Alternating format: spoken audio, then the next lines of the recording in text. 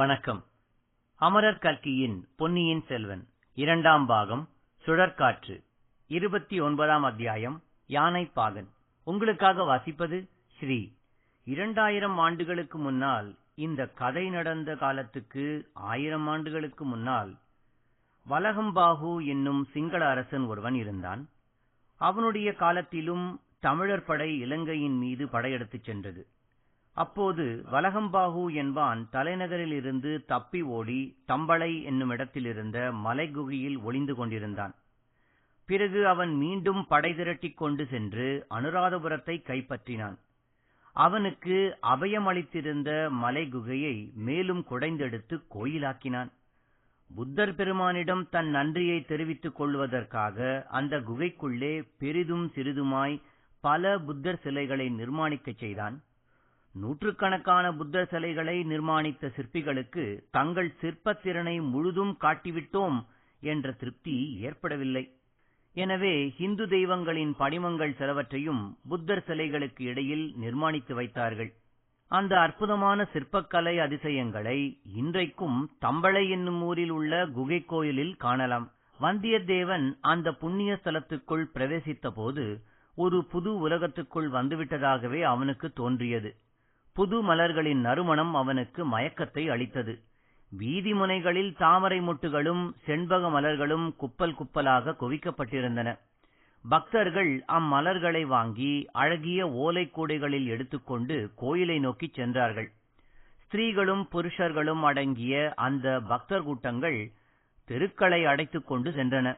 காவி துணி அணிந்த புத்த சந்நியாசிகளும் அங்கங்கே காணப்பட்டார்கள். சாது சாது என்று பெரும் கோஷம் பக்தர் கூட்டத்திலிருந்து எழுந்தது. இவையெல்லாம் வந்தியத்தேவனுக்கு மிக்க வியப்பை அளித்தன. ஆழ்வார்க்கடியானை பார்த்து, நாம் யுத்த கேந்திரத்துக்கு வருவதாக எண்ணினோம். இது புத்த கஷேத்திரமாகவல்லவா இருக்கிறது என்றான். ஆமப்பா, 1000 வருஷமாக இது பிரசித்தி பெற்ற புத்த கஷேத்திரமாயிற்றே என்றான் ஆழ்வார்க்கடியான். ஆனால் இது சோழ சைன்யத்தின் வசத்திலுள்ளது என்று சொன்னீரே. ஆமாம், இப்போதும் அப்படித்தான் சொல்கிறேன். சோழ வீரர்கள் யாரையும் இங்கே காணோமே. ஊருக்கு வெளியில் படை வீடுகளில் இருக்கிறார்கள். அப்படி இளவரசருடைய கட்டளை. எந்த இளவரசர்? ஏன், நாம் யாரை தேடிக்கொண்டு வந்திருக்கிறோமோ அந்த இளவரசர் தான். அதை பற்றி உம்மை கேட்க வேண்டும் என்று இருந்தேன். இளவரசரை இங்கே தேடிவிட்டு இல்லை என்று கண்டு பார்த்திவேந்திரன் திரும்பி போய்க் கொண்டிருக்கிறானே, அவரை நாம் இங்கே மறுபடியும் தேடுவதில் என்ன பயன்? அந்த பல்லவன் இல்லை என்று சொன்னதனால் நான் நம்பிவிடுவேனா? நானே தேடி பார்த்துத்தான் தெரிந்து கொள்வேன். இரண்யன் ஹரி என்கிற தெய்வம் இல்லை என்று சொன்னான். அதை பிரகலாதன் நம்பிவிட்டானா? ஓ வீர வைஷ்ணவரே, நம்முடைய நாட்டில் சைவர்களுடன் ஓயாமல் சண்டை பிடித்துக் கொண்டு வந்தீரே, இங்கே இத்தனை புத்த சந்நியாசிகள் போகிறார்கள். நீர் பாட்டுக்கு சும்மா வருகிறீரே, என்ன காரணம்? எதிரிகளின் கூட்டம் அதிகமாயிருப்பதைக் கண்டு பயந்து விட்டீரா? தம்பி, பயம் என்பது என்ன? அது எப்படி இருக்கும்? கருப்பாய் பூதாகாரமாய் யானை எவ்வளவு பெரிதாக இருக்கும், நீர் பார்த்ததே இல்லையா? இல்லை என்று ஆழ்வார்க்கடியான் சொல்லிவிட்டு வீதி ஓரத்தில் நின்று வேடிக்கை பார்த்துக் கொண்டிருந்த 2 மனிதர்களை அணுகினான். அவர்கள் தமிழர்கள் போல் தோன்றினார்கள். அவர்களிடம் சிறிது நேரம் ஏதோ பேசிவிட்டு ஆழ்வார்க்கடியான் திரும்பி வந்தான். வைஷ்ணவரே, அவர்களிடம் என்ன கேட்டீர்? விஷ்ணு பெரியவரா, புத்தர் பெரியவரா என்று கேட்டீரா? இந்த ஊரில் யாரை கேட்டாலும் புத்தர் பெரியவர் என்றுதான் சொல்லுவார்கள். ஒவ்வொரு புத்தர் சிலையும் எவ்வளவு பிரம்மாண்டமாய் இருக்கிறது, பார்க்கவில்லையா? தம்பி, என்னுடைய வீர வைஷ்ணவத்தை எல்லாம் ராமேஸ்வரத்தில் மூட்டை கட்டி வைத்துவிட்டு இங்கே ராஜகாரியமாக வந்திருக்கிறேன், தெரிகிறதா? பின்னே அந்த மனிதர்களிடம் என்ன கேட்டீர்? இளவரசரை பற்றி விசாரித்தீரா? இல்லை, இந்த ஊரில் இன்றைக்கு என்ன விசேஷம் என்று கேட்டேன். அவர்கள் என்ன சொன்னார்கள்? இன்றைக்கு இங்கே சீன யாத்திரிகர்கள் 2 பேர் வரப்போகிறார்களாம். அதை முன்னிட்டு புத்த விகாரத்தில் உற்சவம் நடக்கிறதாம். அதனாலேதான் ஊரில் இந்த கோலாகலம் என்று தெரிவித்தார்கள். சீன யாத்திரிகர்கள் எங்கிருந்து வருகிறார்களாம்? நேற்று இங்கு வந்துவிட்டு சிம்மகிரிக்கு போனார்களாம். சிம்மகிரியிலிருந்து இப்போது வந்து கொண்டிருக்கிறார்கள் என்றும் இன்னும் சற்று நேரத்தில் இங்கே வந்து விடுவார்கள் என்றும் தெரிவித்தார்கள். சிம்மகிரி எங்கே இருக்கிறது? இங்கிருந்து காத தூரத்தில் இருக்கிறது. இன்னும் சிங்களவர் வசத்தில் இருக்கிறது. பகல் வேளையாயிருந்தால் இங்கிருந்தே பார்க்கலாம். சிம்மகிரி குன்றின் உச்சியில் ஒரு பலமான கோட்டை இருக்கிறது. அங்கேயுள்ள ஒரு குகையில் அற்புதமான அழியா வர்ண சித்திரங்கள் இருக்கின்றன. அந்த சித்திரங்களை பார்க்கத்தான் சீன யாத்ரீகர்கள் அங்கே போயிருக்க வேண்டும். குன்றில் ஏறி இறங்குவதற்கு பெரிதும் கஷ்டப்பட்டிருப்பார்கள். அதோ பார்! ஆழ்வார்க்கடியான் சுட்டிக்காட்டிய இடத்தில் அலங்கரித்த பெரிய யானை ஒன்று வந்து கொண்டிருந்தது. 2 பேர் உட்கார்ந்தார்கள். அவர்களுடைய தோற்றமும் உடையும் அவர்கள்தான் சீன யாத்ரீகர்கள் என்று புலப்படுத்தின. யானைப்பாகன் ஒருவன் கையில் அங்குசத்துடன் யானையின் கழுத்தின் மீது வீற்றிருந்தான். யானையைச் சுற்றி சூழ்ந்து வந்த ஜனங்கள் பலவித ஆரவார கோஷங்களை கிளப்பினார்கள். பார்த்தாயா என்றான் ஆழ்வார்க்கடியான். பார்த்தேன். அம்மா, இவ்வளவு பெரிய யானை! பக்கத்தில் எங்கேயாவது பள்ளம் இருக்கிறதா என்று பார்க்கலாமா? வேண்டாம், வீதியில் சற்று ஒதுங்கி நின்றால் போதும். அவ்விதமே அவங்கி வந்ததும் ஓரமாக ஒதுங்கி நின்றார்கள். அவ்விதமே அவர்கள் யானை நெருங்கி வந்ததும் வீதி ஓரமாக ஒதுங்கி நின்றார்கள். யானை அவர்களை கடந்து சென்றது. ஜனக்கூட்டமும் யானையை தொடர்ந்து சென்றது. வந்தியத்தேவன் அம்பாரியில் வீற்றிருந்த யாத்ரீகர்கள் மீதே கண்ணாயிருந்தான். புத்தர்களின் புண்ணிய கஷேத்திரங்களை தரிசிப்பதற்காக எவ்வளவோ தூரம் பிரயாணம் செய்து எத்தனையோ கடல்களை கடந்து வந்த அந்த சீனர்களின் பக்தியை நினைத்து வியந்தான். அவர்களுக்கு இங்கே இவ்வளவு உபசாரங்கள் நடப்பது நியாயமான காரியம்தான். ஆனால் யுத்தம் நடந்து கொண்டிருக்கும் காலத்திலும் இவர்கள் யாத்திரைக்கு பங்கமில்லாமல் நடப்பது எவ்வளவு அதிசயமானது! இளவரசர் அருள்மொழிவர்மரின் ஏற்பாடாகத்தான் இருக்க வேண்டும். இவ்வளவு பெருந்தன்மையான காரியங்களை செய்யக்கூடியவர் அவர்தான். ஆனால் இப்போது அவர் எங்கே இருப்பார்? அவரை தேடிப் பிடிப்பது சாத்தியமா?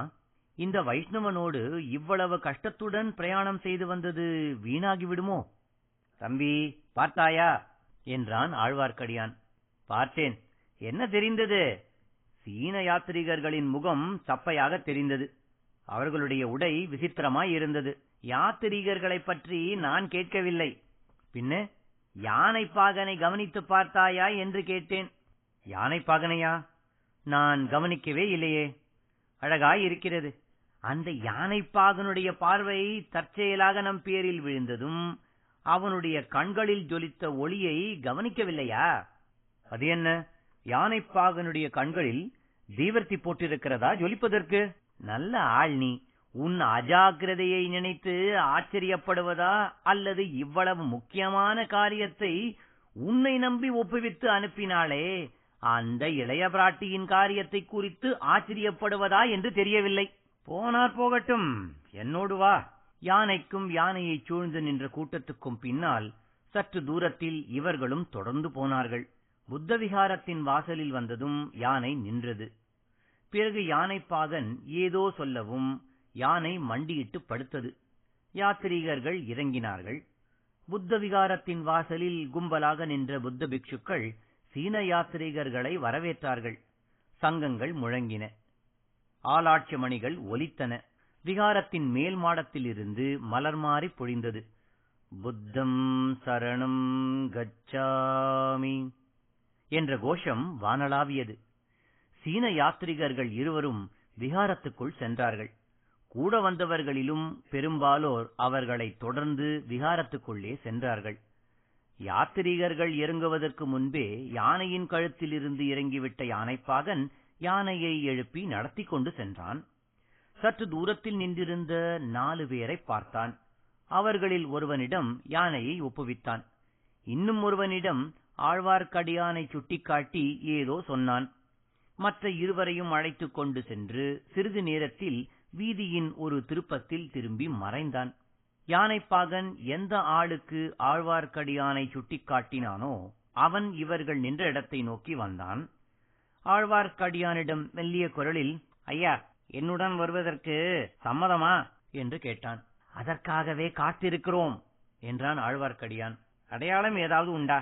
சேனாதிபதி கொடுத்திருந்த கொடும்பாளூர் முத்திரை மோதிரத்தை ஆழ்வார்க்கடியான் காட்டினான். சரி, என் பின்னால் வாருங்கள் என்று சொல்லிவிட்டு அவன் முன்னால் செல்ல இவர்கள் பின்தொடர்ந்து சென்றார்கள். ஊரை தாண்டி அப்பால் சென்றதும் குறுகிய காட்டுப்பாதை ஒன்று தென்பட்டது. அதன் வழியே சிறிது தூரம் சென்றதும் பாதையிலிருந்து சற்று விலகியிருந்த ஒரு பாழும் மண்டபத்தை அடைந்தார்கள். அதில் சிறிது நேரம் காத்திருக்க வேண்டும் என்று அவர்களை அழைத்து வந்தவன் தெரிவித்தான். பிறகு அவன் ஒரு மரத்தின் மேலேறி அவர்கள் வந்த வழியை கூர்ந்து கவனிக்கத் தொடங்கினான். இதெல்லாம் என்ன மர்மம்? எனக்கு ஒன்றும் புரியவில்லையே என்று வந்தியத்தேவன் கேட்டான். எல்லாம் சீக்கிரத்தில் புரிந்துவிடும், கொஞ்சம் பொறுத்திரு என்றான் ஆழ்வார்க்கடியான். அந்த பாழு மண்டபத்தின் பின்னால் 2 குதிரைகள் கட்டப்பட்டிருந்தன. குதிரைகள் 2 தான் என்பது வந்தியத்தேவனுக்கு கொஞ்சம் கவலையை உண்டாக்கியது. யானைப்பாகனை பற்றிய மர்மம் என்னவாயிருக்கும்? அவனுடைய முகத்தை ஒரே ஒரு கணம் வந்தியத்தேவனுடைய கண்கள் ஏறிட்டு பார்த்திருந்தன. அப்புறம் சீன யாத்திரிகர்களிடம் அவன் கவனம் சென்றுவிட்டது. யானைப்பாகனுடைய முகத்தை நினைத்து பார்க்க ஆன மட்டும் முயன்றான். ஒன்றும் நினைவுக்கு வரவில்லை. வைஷ்ணவரே, அந்த யானைப்பாகன் யார்? எனக்கு சொல்லக்கூடாதா? யாராயிருக்கும், நீயே ஊகித்து பார் தம்பி. யானைப்பாகன் தான் பொன்னியின் செல்வரா? அவருடைய கண்களில் ஒரு கணம் ஜொலித்த பிரகாசத்தில் இருந்து அப்படித்தான் தோன்றியது. உம்மை போல் மற்றவர்களும் அவரை தெரிந்து கொண்டிருக்க மாட்டார்களா? மாட்டார்கள். சீனத்திலிருந்து வந்த யாத்ரீகர்களுக்கு இளவரசர் யானைப்பாகராயிருப்பார் என்று யார் எதிர்பார்ப்பார்கள்? மேலும் இந்த ஊரில் உள்ள ஜனங்கள் இளவரசரை பார்த்ததுமில்லை. சீன யாத்ரீகர்கள் சிம்மகிரியிலிருந்து வந்தார்கள் என்று சொன்னீர் அல்லவா? ஆமாம். சிம்மகிரி இன்னும் சிங்களவர் வசத்தில் இருக்கிறது என்றும் நீ சொல்லவில்லையா? சொன்னேன். பின்னே எதிரிகளுக்கு மத்தியில் போய்விட்டா இளவரசர் திரும்பி வருகிறார்? சிம்மகிரி மட்டும் என்ன, பகைவருக்குட்பட்ட பிரதேசத்தின் மத்தியில் உள்ள மாகியங்கானா, சமந்தகூடம் முதலிய கஷேத்திரங்களுக்கும் இளவரசர் சீன யாத்ரீகர்களுடன் போய் திரும்பி இருக்கிறார். எதற்காக அவ்வளவு பெரிய அபாயத்துக்கு உட்பட்டார்? அந்த கஷேத்திரங்களையும் அங்கே உள்ள சிற்ப சித்திர அதிசயங்களையும் பார்ப்பதில் உள்ள அளவு கடந்த ஆசையினால்தான். நல்ல ஆசை, நல்ல இளவரசர். இத்தகைய விளையாட்டு புத்தியுள்ளவரையா முடிமன்னர் வணங்கும் ஏக சக்கராதிபதியாவார் என்று அந்த குடந்தை ஜோசியர் சொன்னார்? அவ்வாறு குடந்தை ஜோசியர் சொன்னாரா தம்பி? நீரும் அதை நம்புகிறீரா? நான் ஜோசியத்தை நம்பவில்லை. ஜோசியம் பார்க்க வேண்டிய அவசியமும் எனக்கு இல்லை. பின்ன என்ன, ஜோசியம் பார்க்காமலேயே எனக்கு நிச்சயமாய் தெரியும். திடீரென்று குதிரைகளின் குளம்பு சத்தம் கேட்டது. அவர்கள் இருந்த இடத்தை நோக்கி சத்தம் நெருங்கி வந்து கொண்டிருந்தது. மரத்தின் மேலிருந்து பார்த்து கொண்டிருந்தவன் அவசரமாக கீழே இறங்கினான். 2 குதிரைகளையும் பிடித்துக் கொண்டு வந்தான். ஒன்றில் தான் ஏறிக்கொண்டான். ஆழ்வார்க்கடியானை இன்னொன்றின் மேல் ஏறிக்கொள்ளச் சொன்னான். சற்று நேரத்தில் இந்த பாதையுடன் சில குதிரைகள் போகும். அவற்றின் பின்னோடு நாமும் தொடர்ந்து போக வேண்டும் என்றான். வந்தியத்தேவன், எனக்கு குதிரை என்று கேட்டான். இவரை மட்டும்தான் அழைத்து வரும்படி எனக்கு கட்டளை. யாருடைய கட்டளை? அதை சொல்ல எனக்கு அதிகாரமில்லை. இளவரசரை நான் உடனே பார்த்தாக வேண்டும். மிக முக்கியமான செய்தி கொண்டு வந்திருக்கிறேன். அதை பற்றி எனக்கு ஒன்றும் தெரியாது ஐயா. ஆழ்வார்க்கடியான், தம்பி கொஞ்சம் பொறுமையாயிரு. நான் போய் இளவரசரிடம் சொல்லி உன்னையும் அழைத்து வருவதற்கு ஏற்பாடு செய்கிறேன் என்றான். வைஷ்ணவரே, நான் கொண்டு வந்திருக்கும் செய்தி மிக முக்கியமானது, மிக அவசரமானது என்று உமக்கு தெரியாதா? அந்த ஓலையை என்னிடம் கொடு, நான் கொடுத்து விடுகிறேன். அது முடியாது. அப்படியானால் கொஞ்சம் பொறுத்திரு, வேறு வழி இல்லை. இல்லவே இல்லை. வந்தியத்தேவனுடைய உள்ளம் குமுறியது. ஆழ்வார்க்கடியானை இளவரசரிடம்தான் அழைத்துப் போகிறார்கள் என்பதில் சந்தேகமில்லை. ஆழ்வார்க்கடியான் அவரிடம் என்ன சொல்கிறான் என்பதை சேனாதிபதி கவனிக்கச் சொல்லியிருக்கிறார். அது முடியாமற் போய்விடுமே. குதிரைகள் நெருங்கி வந்தன. அவர்கள் இருக்கும் இடத்தை கடந்து சென்றன. மின்னல் மின்னும் வேகத்தில் பறந்து சென்றன. மண்டபத்தில் குதிரைகள் மீது ஆயத்தமாயிருந்த இருவரும் குதிரையின் முகக்கயிற்றை இழுத்து குலுக்கி புறப்படத் தூண்டினார்கள். அச்சமயத்தில் யாரும் எதிர்பாராத ஒரு சம்பவம் நிகழ்ந்தது. குதிரை மேலிருந்த மனிதனுடைய ஒரு காலை வந்தியத்தேவன் பிடித்து ஒரு எத்தி தள்ளினான். அந்த மனிதன் தடால் என்று கீழே விழுந்தான். வந்தியத்தேவன் குதிரை மீது தாவி ஏறினான். குதிரை பறந்தது. தொடர்ந்து ஆழ்வார்க்கடியானுடைய குதிரையும் பறந்தது. கீழே விழுந்த வீரன் கூச்சலிட்டு விட்டு உரையிலிருந்த கத்தியை எடுத்து எறிந்தான். வந்தியத்தேவன் தலை குனிந்து குதிரையின் முதுகோடு ஒட்டி படுத்துக் கொண்டான். வீரன் எறிந்த கத்தி வேகமாகச் சென்று ஒரு மரத்தில் ஆழமாகப் பாய்ந்தது. குதிரைகள் 2ம் காற்றாய் பறந்து சென்றன. முன்னால் சென்ற 3 குதிரைகளையும் பின்தொடர்ந்து ரொம்பவும் நெருங்காமலும் ரொம்பவும் பின்தங்காமலும் இந்த 2 குதிரைகளும் சென்றன. நல்ல வேலை செய்தாய் தம்பி என்று ஆழ்வார்க்கடியான் வந்தியத்தேவனை உற்சாகப்படுத்தினான்.